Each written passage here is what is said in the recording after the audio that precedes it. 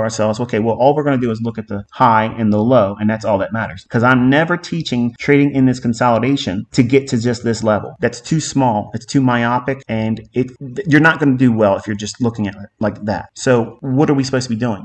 Well, you got to come off that 1 minute chart and go at least up to a 15-minute time frame. So with a 15-minute time frame, you can see that we had relative equal highs here. So that was an obvious level to do what? Anticipate price wanting to clean up this area up in here. So just like we have here, there, and we had sell side there.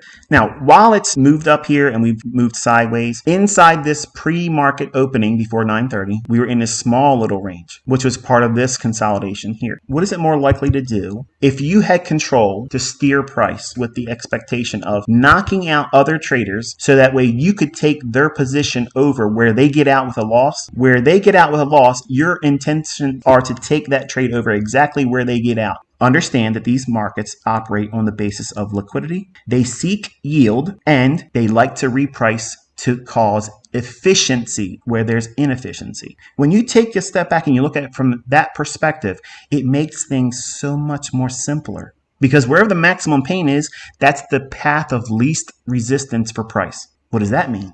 Because we moved off that 1 minute chart, a bellwether time frame for me is 15 minutes. Okay, so if I'm looking for something that is liquidity based, where I'm looking for a draw on liquidity that's going to have an impact for the session. I'm not talking about an hour candle where I can trade inside a 1 hour candle and I can get a scalp and I can make what an average person can earn in a week with every single 1 hour candle. I don't need to do that. You shouldn't try to do that. But for the sake of understanding the highest degree of probability where the market's going to reach for, you have to come off that 1 minute. You got to come off that 5 minute, go to at least a 15-minute time frame. Why? Because the majority of short-term fluctuations that's going on in intraday algorithmic price delivery is on that time frame. Now, I'm going to say it in simpler terms. The liquidity you're looking for as a general go-to that's going to serve you the best is a 15-minute time frame chart. That's the ones that are so clear and they're obvious. They don't hide them from you. They can never hide them from you because this is the first one they work off of.